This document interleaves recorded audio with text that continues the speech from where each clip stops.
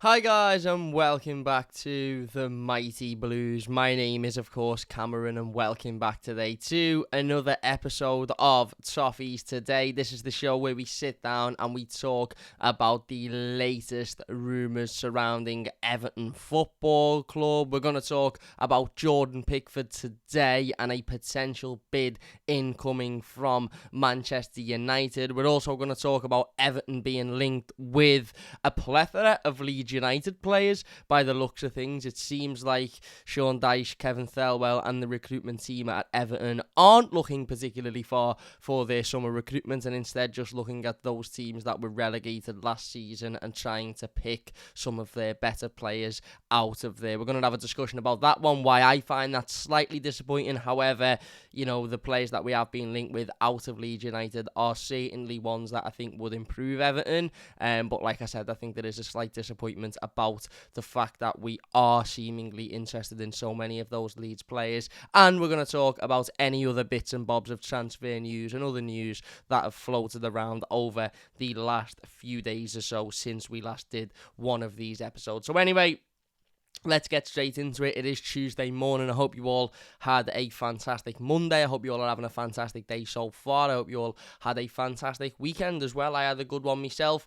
Went to a little barbecue. Didn't think about Everton at all. Chilled, relaxed, and again was happy under the knowledge that Everton are a Premier League side and that I don't have to worry about that matter of fact for at least another 2 months or so. Anyway, let's jump straight into this. So we spoke last week about Manchester United potentially being interested in Jordan Pickford. We've known for quite some time from a Manchester United standpoint that the future of David De Gea is uncertain. As I said, I'm not particularly interested about Manchester United or what their news is or, what the situation is with David De Gea. But given, it was involving Jordan Pickford and then therefore involving Everton Football Club, I have had a little bit of a look, at it over the last few days or so and tried to gauge where their position is on David De Gea. And it does seem more likely as the days go on that he will leave Manchester United, therefore leaving an opening for a number one goalkeeper to come in. We sat down, as I said last week, when this was first sort of brought to light, and we spoke about the clear disrespect that Manchester United fans had given Jordan Pickford. Certainly Manchester United fans that very clearly don't watch football and very clearly don't understand that Jordan Pickford is a much better goalkeeper than David De Gea. But I think I mentioned in that video that I wasn't particularly bothered that Manchester United fans didn't think much of Jordan Pickford because I don't want Jordan Pickford to go to Manchester United. I absolutely hope that Manchester United's recruitment team and manager are sitting there thinking, no, we don't want Jordan Pickford, he's not very good. I hope that's the case because that means he stays at Everton and that means he'll prove once again that he is actually one of the best goalkeepers in world football, as he has done for the last 3-4 years on the bounce. But anyway, the latest on this situation is coming from the Mirror, and they stated a couple of days ago that Manchester United are preparing a £45 million bid for Everton goalkeeper Jordan Pickford. Now this, as I said, is coming off the back of the news that David De Gea could potentially leave Manchester United and therefore meaning that Jordan Pickford would go in as the number one. The moment I read this, I wasn't surprised. Now for me, I think for £45 million, you'd probably be lucky to get a signed glove from Jordan Pickford. You might get a little meet and greet with him where you can take a few photos. You might get him, with a photo of him holding a Manchester United shirt, and then that's about it for £45 million. Because in this current market, in this day and age, when you've seen goalkeepers like Kepa, at Chelsea go for £70 million, and you're seeing players like Ruben Diaz, who's, a central midfielder who is nowhere near as important to Wolves as what Jordan Pickford is to Everton, going for £50 million potentially to Saudi Arabia. It simply is laughable that this price tag has been flown about. And I've actually seen a couple of Evertonians saying, well, in the grand scheme of things with goalkeepers, and they're not necessarily worth an awful lot, and there's not many goalkeepers that have gone for over 50 million in history. I think there's only 3 or 4 goalkeepers in the history of the game that have gone for over £50 million. So it would be quite a big fee when you think about, previous fees for goalkeepers in the past. However, a lot of those fees have been 5, 6, 7, 10 years prior to where we are now. And I think that is important to remember, because what that means is the market was much different 4, 5, 6 years ago. Kepa signed for Chelsea, 4 years ago, 3 years ago, for 70 odd million pounds. Now, okay, Alisson signed for Liverpool for 70 odd million pounds 3, 4 years ago, and you could say, well, again, there's only been a couple of goalkeepers that have gone for over 50 million pounds, but we're in a market now where players are going for astronomical amounts of money. You're seeing players going for over 100 million pounds. You're seeing players being bid for 90, 80, million pounds. And what I've always said, and what I will continue to say, is, for me, Jordan Pickford isn't worth £45 million because there's only 4 goalkeepers in the history of the game that have gone for over 50, and therefore he must be only worth 45, because is he as good as Alisson? Is he as good as, Buffon when he was at Juventus, etc., etc.? That, there's question marks there, maybe not. That's not the decision maker for me. The decision maker on Jordan Pickford is the same as it is for any other player in world football. The way I look at transfers is, how much is this player worth to Everton Football Club? Declan Rice will most likely leave West Ham United this summer. Now, some people would argue Declan Rice is a £100 million midfielder. Some people would argue that he isn't. 5-10 years ago, Declan Rice wouldn't have gone for anywhere near £100 million in the current state that he is now. He's done well at West Ham. He's just won a European trophy. He's been their best player for years, but he's been the best player at an average Premier League side, and even a Premier League side that have struggled in the last season in terms of in the Premier League. Obviously, done very well in Europe. But there is a general consensus and a general acceptance that the reason Declan Rice is going to leave for so much money is because he is worth that to West Ham United. He's their captain. He's their most important player. He's their best player. And if he leaves, they're going to need a big influx of cash to be able to replace him and to be able to, I suppose, rectify losing such an important figure at the football club. And I have always been an advocate of players are worth whatever the football club deems them worth. Jordan Pickford is worth more to Everton than £45 million. Jordan Pickford effectively kept Everton in the Premier League for the last 2 seasons. He won save of the season prior to this one for his save against Chelsea, and he made some unbelievable saves in the last 4 or 5 months to keep Everton in the Premier League this time round as well. He's been, I'm not going to say faultless, but he's been close to it for the last 2-3 years since that Merseyside derby win at Anfield. He's been faultless for his country. He's England's number one. He dragged England through a World Cup a World Cup quarter-final into a semi-final, and he effectively single-handedly kept them in a European Championship final as well, saving penalties from a nation who is notorious for scoring penalties in Italy. He gave England 2-3 chances in that penalty shootout to win the competition. I understand that goalkeeping isn't necessarily a high-profile, high-valued position in football, hence why there hasn't been many goalkeepers that have gone for over £50 million. But we're in a market now where you will start to see goalkeepers going for upwards of 60, 70 million quid, because that's the importance of those players in that position for certain teams, in the same way as that you would never have seen Declan Rice going to Arsenal for £100 million 5 years ago. But now you are, because, everything has gone up. Inflation is huge and has been huge over the last couple of years. So, could Everton sell Jordan Pickford for £45 million and go and reinvest that? Yes, we could. We could reinvest that in a couple of areas.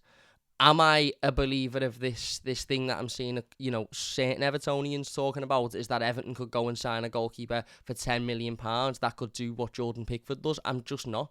And I'm not dissing anybody that thinks like that, and I'm not having a go at anybody's opinion. Everyone's entitled to their own opinion, and maybe we could. Maybe there's a solid Premier League goalkeeper out there that could come in for 15 million quid that could do a similar job to what Jordan Pickford could do.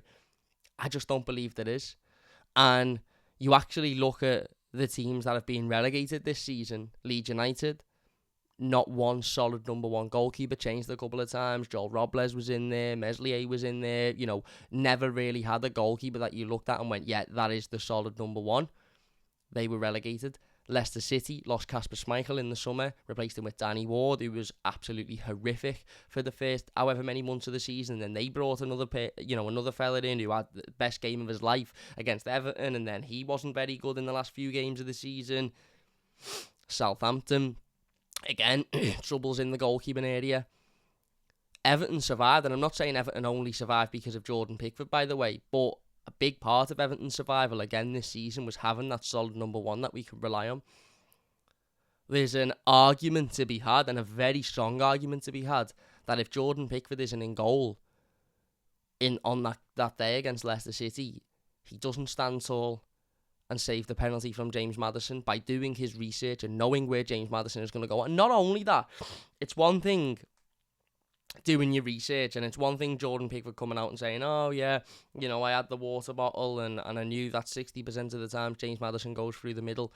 It's another thing having the bollocks in what effectively was a relegation deciding game, when you are 2-1 down going into half time, knowing full well that if this penalty is scored it will be 3-1 and it will be game over, and staying in the middle. Had he have not dived and Maddison would have put it left or right, we'd have all been sitting here going, why didn't he dive? You've always got to dive on the penalty, you've got to gamble.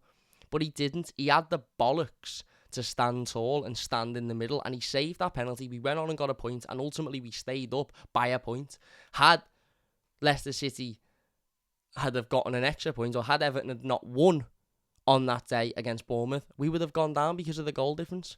And that isn't just an element of luck. There is an element of luck in it, of course, because Maddison could have gone left or right, and there's always an element of luck in penalties, but that isn't just luck from Jordan Pickford. That is the research, okay, but it's also having the confidence in yourself to do that. And you could see the confidence in himself because he celebrated after it, and we all sat here and said, why are you celebrating? We're 2-1 down, blah, blah, blah, blah.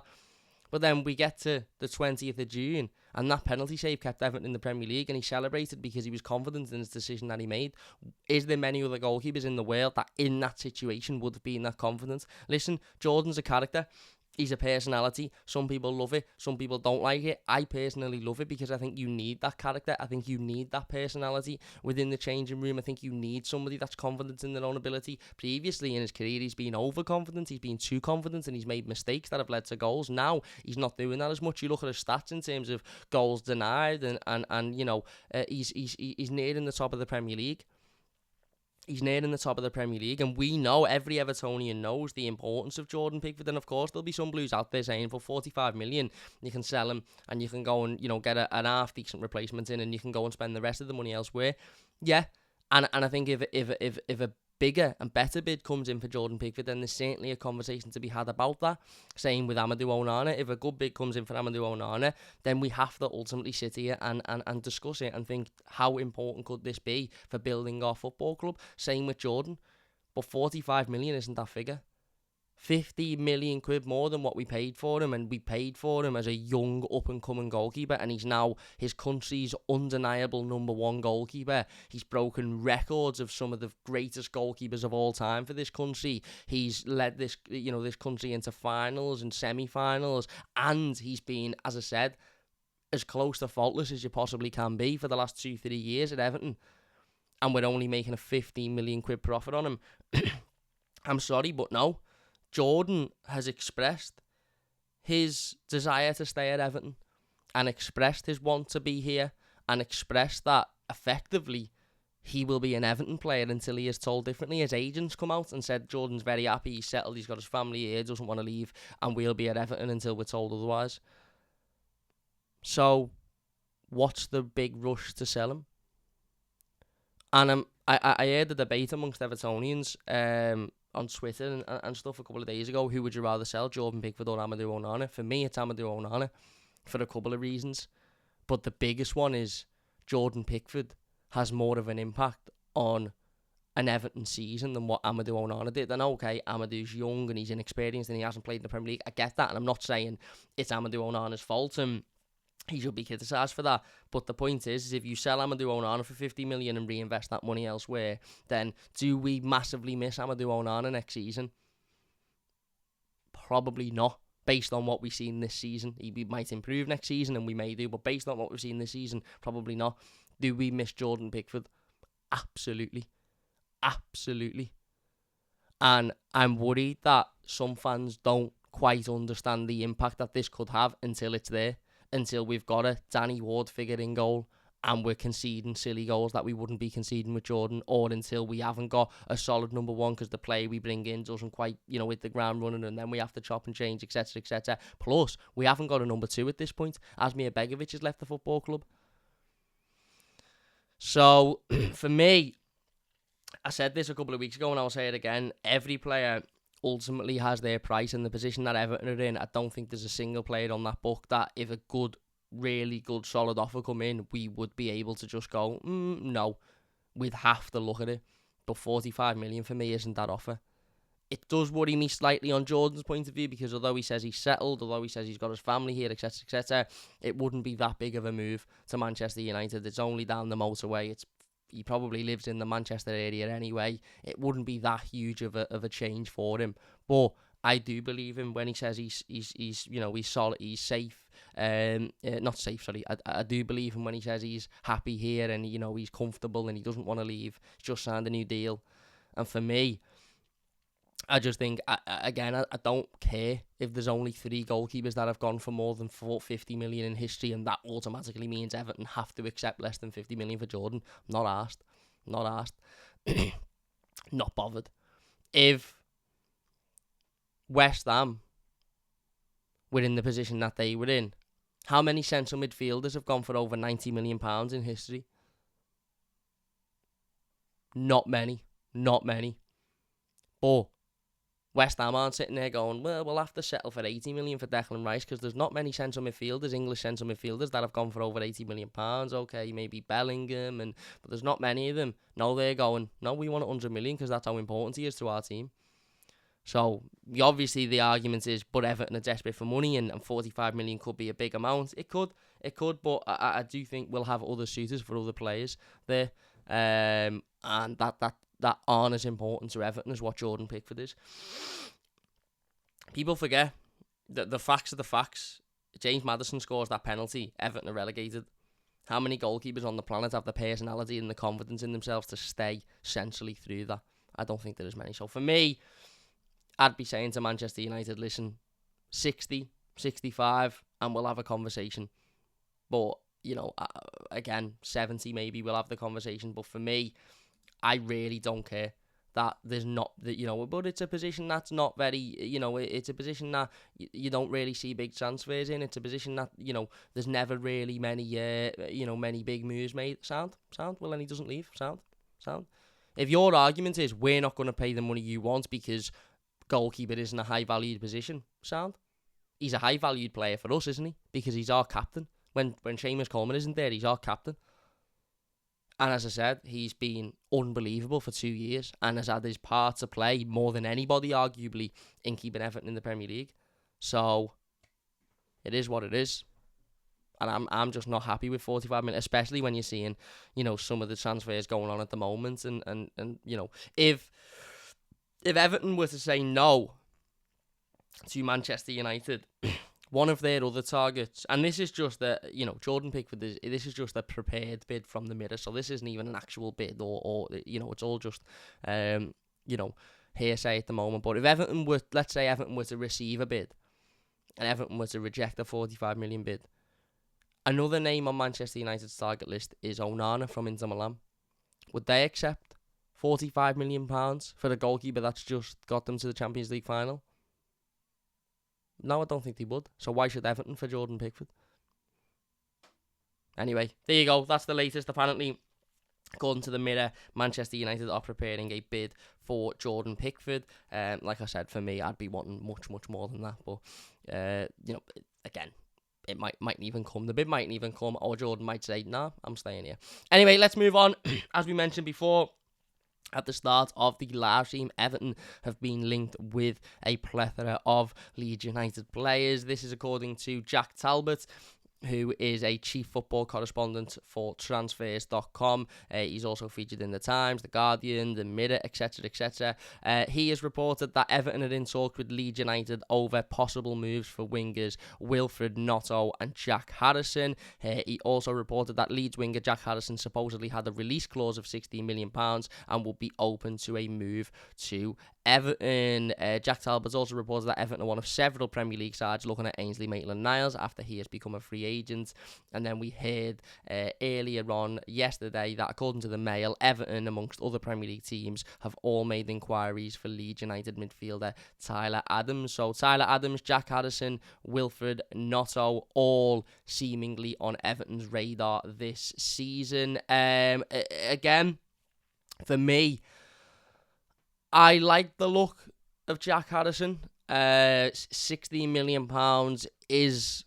It's funny, isn't it? Because 5 years ago, before we were under any financial constraints and when we were spending money, freely, and if you were to put Everton in the position 5 years ago, not take us back 5 years, but if you were to put where we were financially 5 years ago into this current team now and the situation now, you would probably say 16 million for Jack Harrison. Yeah, sound, decent, not an awful lot of money, decent winger, productive, works hard, battles, probably one of Leeds United's shining lights in last season, in what was a poor season for them. But we're not where we were 5 years ago, and we're at a point where £16 million is a considerable amount of money. And I don't want to bring in a player for £60 million, a winger, unless we guarantee that they're going to massively improve Everton. Now, does Jack Harrison massively improve Everton? I think he makes us better. I do think he makes us better. I mean, if you look at his stats last season, he played 36 games for Leeds United in the Premier League, 5 goals and 7 assists. So it would put him our second highest goal scorer joint, and I think he would be our second highest assister. I think Iwobi got 9, 3 appearances in the FA Cup, 1 goal, 3 assists, and 1 appearance in the Carabao Cup with no goals and no assists. So he was part of Leeds United's starting 11. 89% of his minutes last season were in the starting 11, and his goal participation was 25%.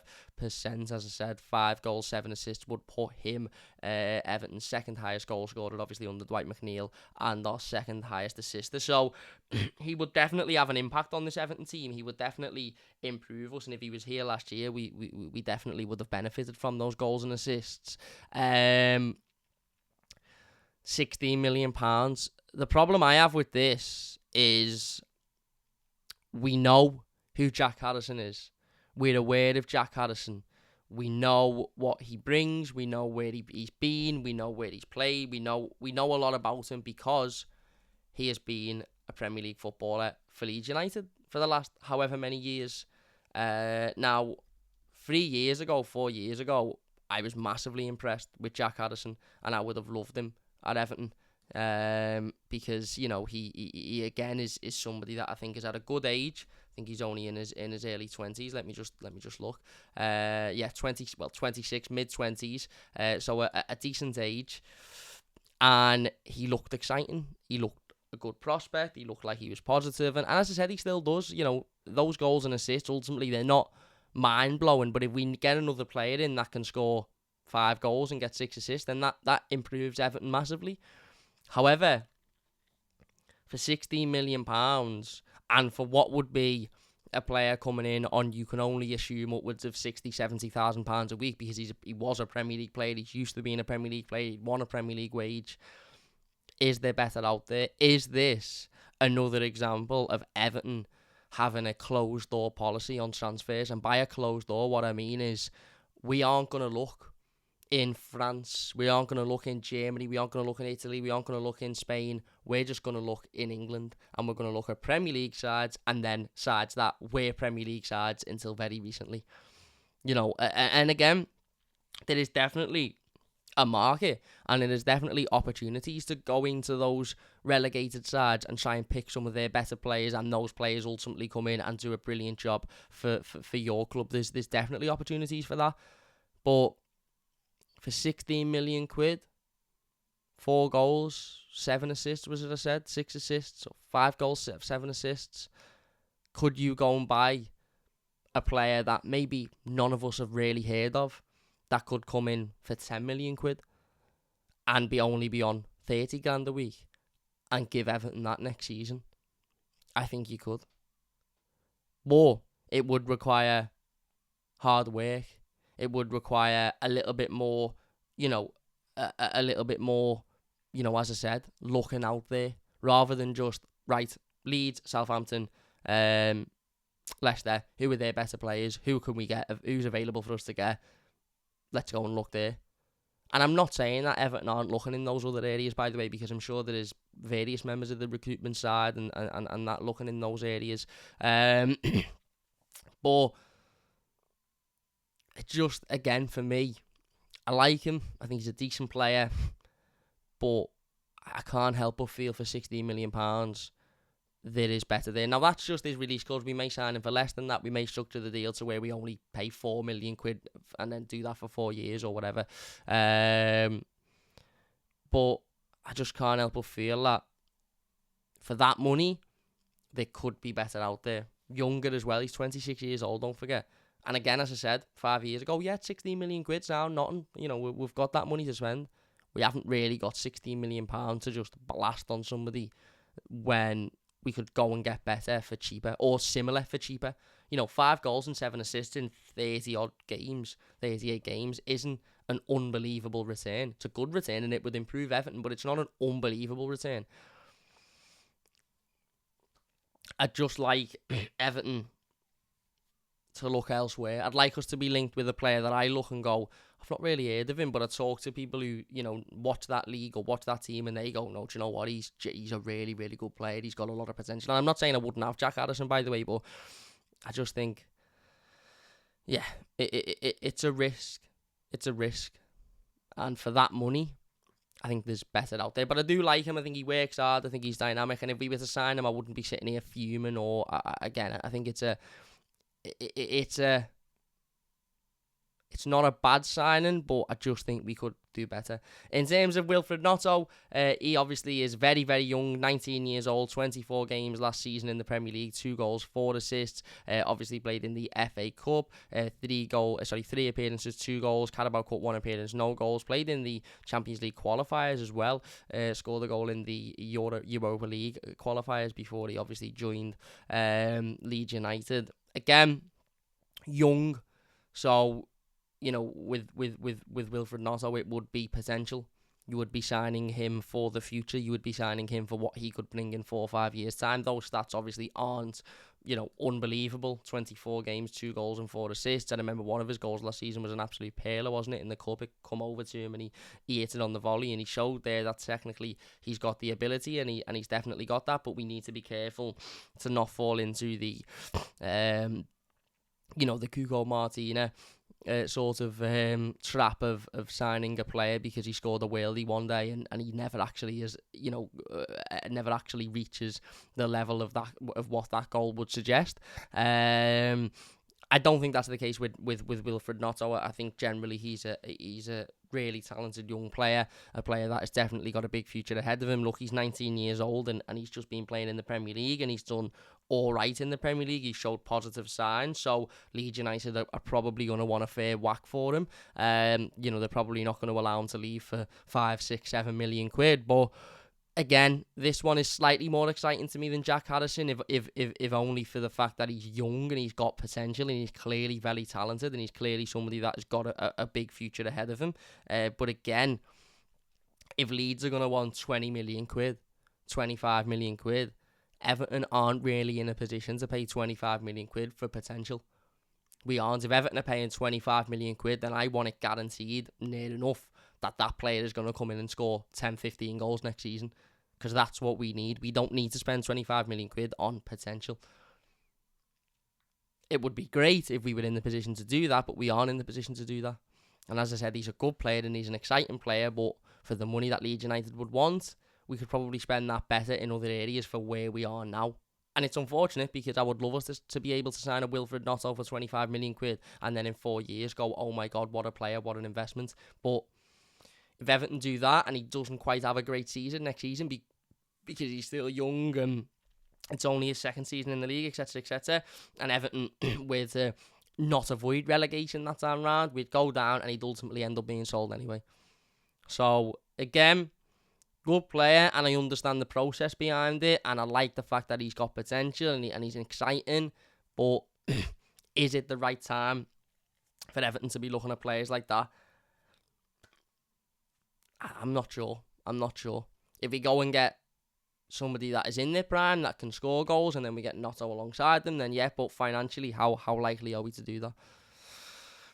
Yeah, again, I wouldn't be angry if we signed either of these two players, by the way. I wouldn't be upset, I wouldn't be fuming, I wouldn't be sat here raging, but I just think that it's not really the areas. It's the areas in terms of the position that they play in, but 16 million for Jack Harrison, again, is the better out there?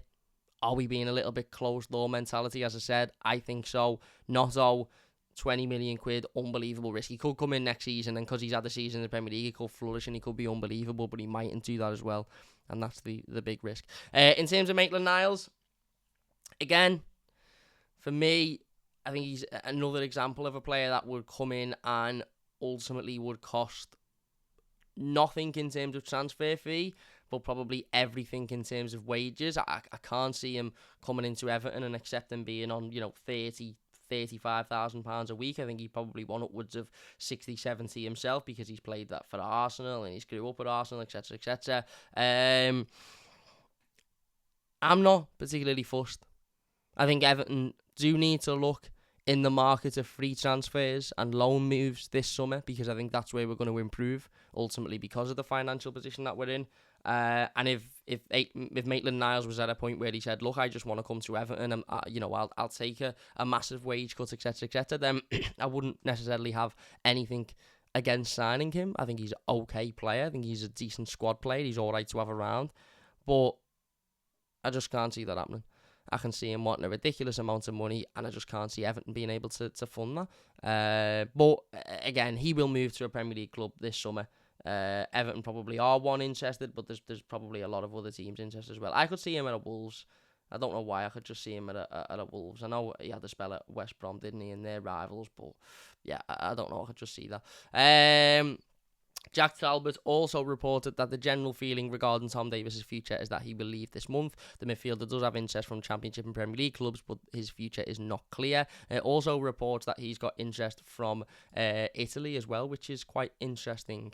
Some rumours suggesting Napoli, who obviously have just won the league, being interested in Tom Davies, which tells you a lot about what other clubs feel about Tom Davies. Again, I had my opinion on the Tom Davies thing last week. I am not as fuming as certain other people are, for the mere fact of that. Does it show a lack of ambition? Yes, a little bit. Does it show a lack of Everton wanting to strive to where we need to be? But I think more so what it shows is a lack of I don't know how to say this without it not making sense. What it shows is a football club who are ran like a circus, is what it shows. And that's nothing against Tom Davies, by the way, but for people saying it shows a lack of ambition, it shows this, it doesn't. It shows that we are an absolute fucking shambles. That's what it shows. Because the reason Tom Davies has been offered a new contract is because the understanding is that if he was to leave the football club, Everton would have to go and buy a replacement. And are Everton going to be able to buy a replacement for the money of what Tom Davies would cost in a year's wages? Probably not. And that shows how big of a shambles we are, because we should be in a position where we're not offering Tom Davies a contract and where we're just saying, go on, you can go for free because you're not good enough and we want better. But we're ultimately in a position where he would leave and we'd have to then replace him, because we would lose the number in the squad, and we've already got a weak squad. I think Tom will leave, because I think personally he will look at it and go, I want a fresh start. Where he goes, I don't know, but I think he will have the John Joe Kenny approach, where he goes, you know what, I'm going to go and try something different. And if that's the case, then Everton need to be able to replace him, unless we promote one of the younger players into the first team, and that will only be done if the manager believes they're ready. And then obviously, as I said, according to the Mail, Everton have inquired about Tyler Adams. I like Tyler Adams. I think he's a good player. Again, I think the price would be quite astronomical from Leeds United because of how much they rate him. But, again, I think this is one of those rumours where Everton are interested. A lot of other Premier League clubs are interested. I think he probably will move to a Premier League club. Whether or not that's Everton, I'm not so sure. We will wait and see. But yeah, again, good player. Can I see him coming to Everton? Not really. At this point, not really. And just before we leave, I want to talk about some news that was released last week regarding the board situation. According to The Guardian, MSP will appoint their own directors on the Everton board after purchasing their stake in the club. Local businessmen George Downing and Andy Bell are in the frame to join the board, and they also reported to The Guardian that Bill Kenwright will leave Everton and interim appointments to the Everton board will be made. However, the MSP Sports capital investment is unlikely to go through before Bill Kenwright's future is resolved. So we're at a point now where The Guardian, who are, a source that people deem reliable and people listen to and pay attention to, are stating that Bill Kenwright will, that's a statement, Bill Kenwright will leave Everton according to The Guardian, and interim appointments will be made. And then it's also saying the MSP Sports Capital investment is unlikely to go through until Bill Kenwright leaves Everton. Then what are we waiting for? Is it legal situations with finances? Is it Bill wanting to clear his desk first? Is it Bill having other things going on? What are we waiting for? What are we waiting for? What is the delay? If it's as clear as Bill Kenwright will leave Everton, then let's get that done. There's no need to wait. It's been over a week now since the original statement was made. It's been 5 days since we were supposed to get an update. What's the rush?